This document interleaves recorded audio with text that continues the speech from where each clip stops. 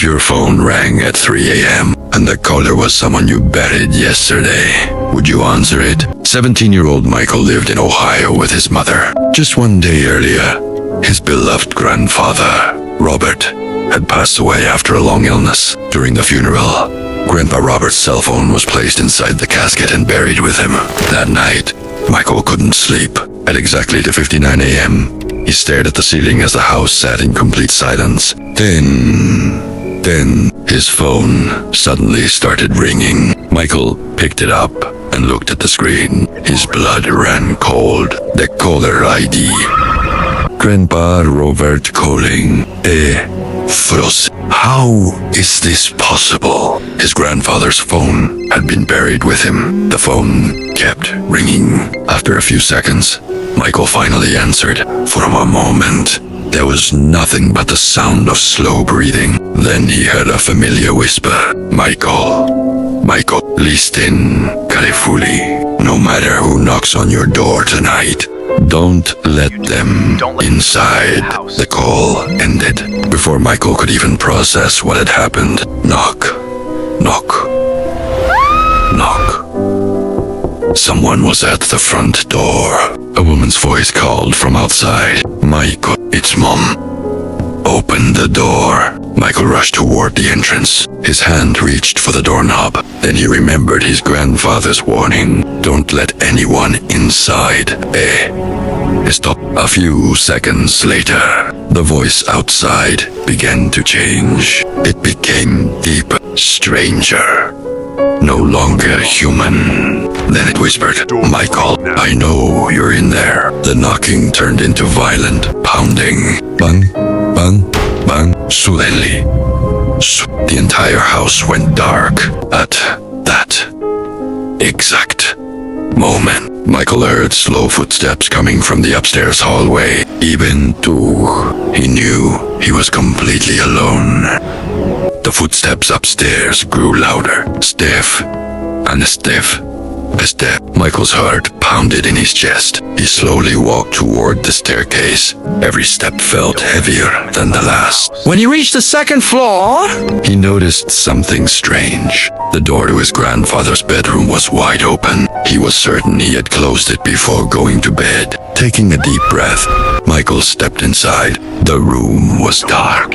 The window was opening and closing on its own. Cold air filled the room. Then he saw Italiano, his grandfather's old rocking chair, slowly rocking back and forth by itself. Gray. Michael stood frozen. Just then, his phone rang again. The screen lit up. Grandpa Robert, call in. Without thinking, he answered. His grandfather's voice sounded urgent. Michael, it's not outside anymore. It's already inside the house. Michael's hands started shaking. He looked around the room. No one was there. Suddenly, slam. The bedroom door shut by itself.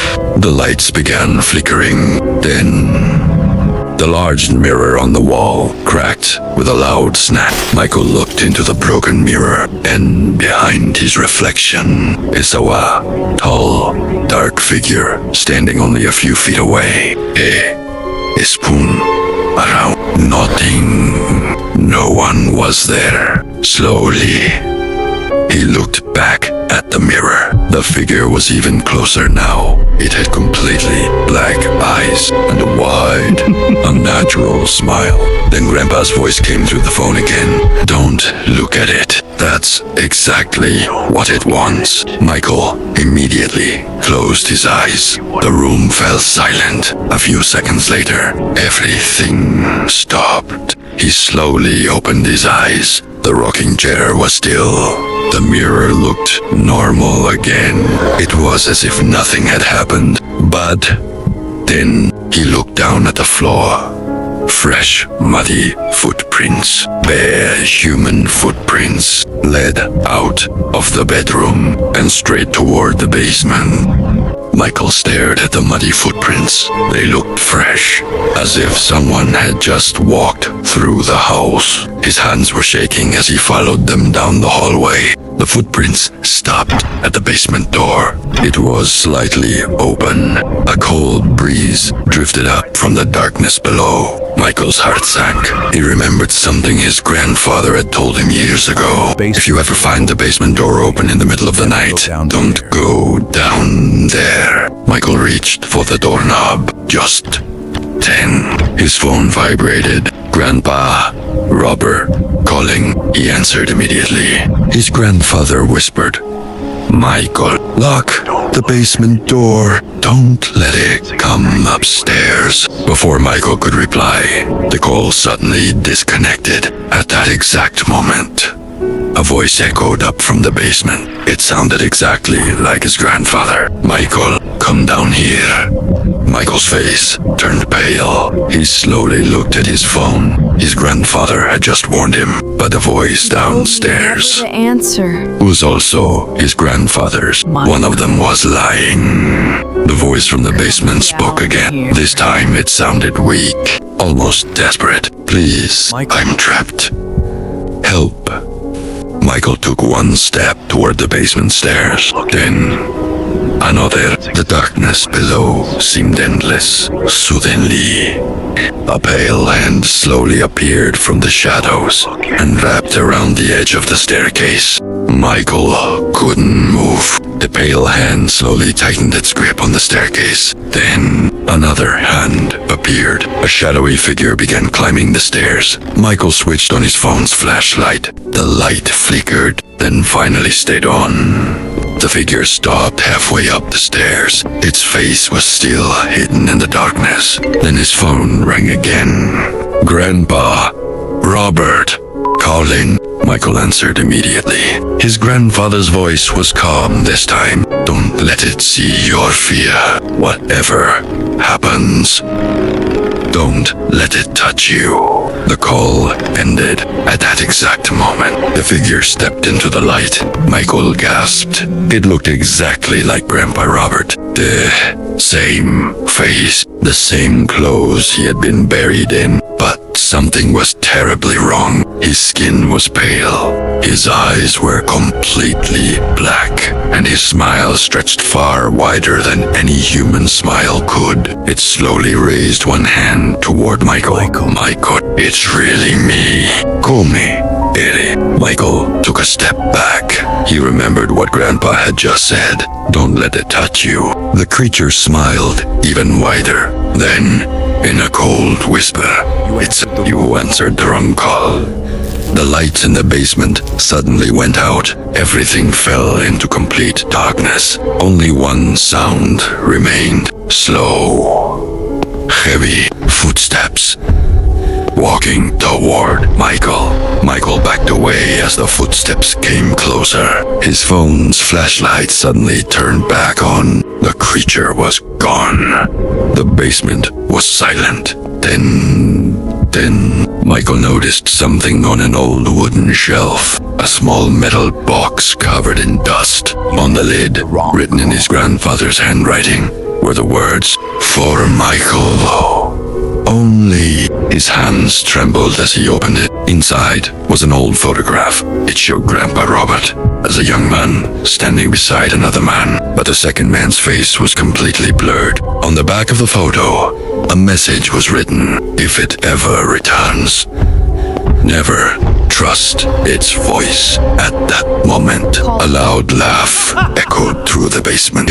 Michael slowly turned around. The creature was standing at the bottom of the stairs. This time, it no longer looked like Grandpa Robert. Its body twisted and stretched unnaturally. Its face slowly changed until it looked exactly like Michael. The same face, the same alias, the same clothes. Only its smile remained horribly unnatural. He took one slow step forward, then another. Finally, it whispered, "I've been waiting for you."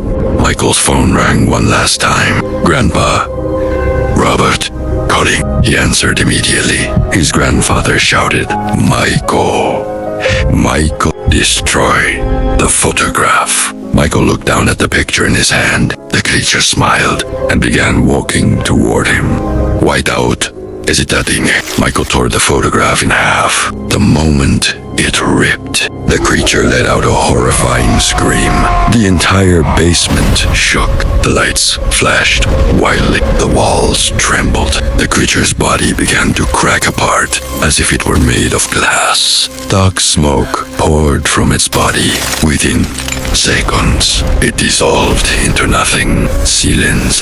The cold air disappeared. Everything was still. Michael stood there, breathing heavily. Then, his phone rang one last time, unsweated. This time, his grandfather's voice was peaceful. You did the right thing, Michael. It's over now.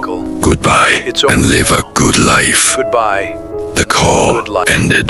The number disappeared from Michael's phone forever. The next morning, he returned to the basement. There was no sign of the creature. No footprints. No broken walls. Only the torn photograph lying on the floor. But something had changed. The blurred man in the picture was gone. It was as if he had never existed. From that day on, Michael never received another call from his grandfather, but every year, at exactly 3 a.m., on the anniversary of Robert's death, his phone lights up for just 1 second. No ringtone, no Cagliaride. Only one message appears on the screen. Some doors should never be opened.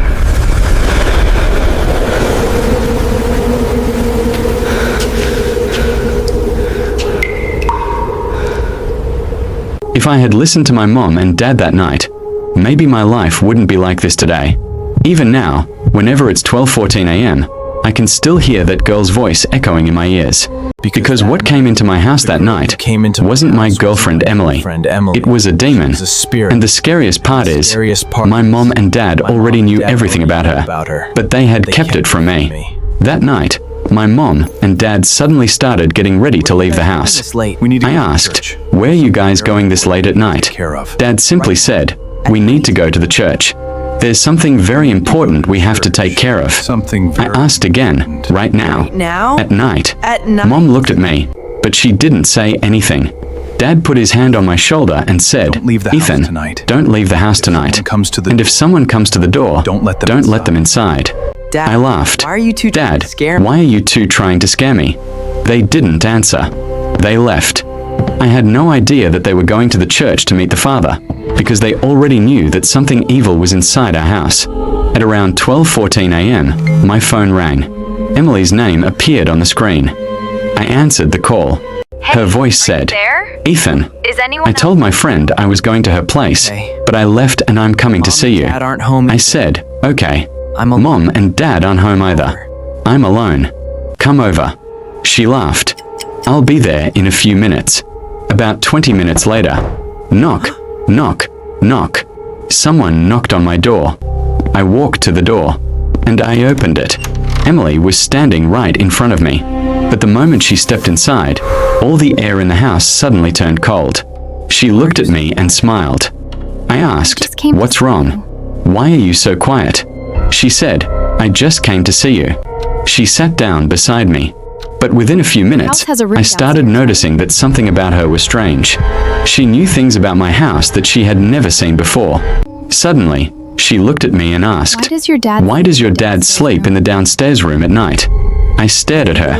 "How do you know that?" She smiled. "I just know." Then she grabbed my hand. Her hand was ice cold. I pulled my hand away and asked, "Emily, why is your hand so cold?" She didn't say anything. She just kept staring at me. Then, suddenly, she said, "Ethan, take me to the roof." I said, "Right now." She looked at me and smiled. "Yes, you can see the whole city from up there." I don't know why, but as I walked with her, I started feeling afraid. When we reached the stairs, I noticed the mirror in front of us. I could clearly see myself, but Emily's reflection wasn't there. I stopped breathing. I slowly turned around. She was standing right behind me. That same smile was still on her face. I asked, "Why can't I see you in the mirror?" Her smile suddenly disappeared. For a few seconds, She just stared at me. Because I'm not who Then, you in a think very I am. quiet voice, she said, "Because I'm not who you think I am." I stepped backward. Just then, my phone started ringing. It was an incoming video call from Emily. Ethan. I answered it. The real you Emily was on the screen. She was sitting in her bedroom. Terrified, she asked, "Ethan, Who are you who are you with?" I slowly looked at the girl standing in front of me. Suddenly, cracks began spreading across her face. Her eyes turned completely black. Her face became horrifying. And in her real voice, she said, "Now you know." I tried to run, but she grabbed my arm. Her grip was so strong that I couldn't move. She started dragging me toward the roof. I screamed, "Let me go." She kept saying only one thing. Tonight, Coming with you're me." coming with me. When we reached the roof, she grabbed my arm and started pulling me toward the edge. Now I understood.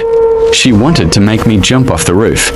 I grabbed the ground with all my strength. Then suddenly, I heard a car stop downstairs. My mom and dad were back. Dad was holding something in his hand. They ran up the stairs. Dad shouted, "Ethan, get away from her." In his hand was a cross with Jesus on it. My mom was crying and calling for the father. That's when I finally understood why they had gone to the church. They already knew there was a demon in this house, and they also knew that the demon wanted to take me with her. Dad held the cross between me and the demon. The moment the cross came near her, she began backing away. Father. Her face suddenly twisted. She started screaming, "Get it away from me." Dad shouted, "In the name of Jesus Christ, get out of this house." The demon screamed as she backed away. She looked at me one last time and said, For you. "I'll come back for you." And the next moment, she disappeared into the air like black smoke. I collapsed onto the roof. Mom grabbed me. Crying, I asked, "You already knew?" Dad lowered his head. He said, "Yes, Ethan. For the past few days, we had been seeing strange things inside the house. We realized that something evil was following you." But why? I asked, "But why me?" Dad stayed silent for a few seconds. Then he said, "Because this demon died in this very house many years ago, and the boy she took with her was also named Ethan." My blood ran cold. I asked, What? "What?" Dad looked at me. "This house belonged to that same family long before you were born." After that night, we left the house. Goodbye, house. But the story wasn't over. About 3 months later, one night, I was sleeping in my new house. Suddenly, I woke up. The time on my phone was 12:14 a.m. Then a notification appeared on my phone. There was no message, just a picture. I opened it. It showed me sleeping in my room, and standing beside my bed was the same demon. Under the picture were just 4 words: "Cross saved you tonight." Then another message appeared. "Next time, it won't." After that night, I never turned off the lights in my room at 12:14 a.m. Because now I know. Some spirits may leave a house, but they never leave their victim.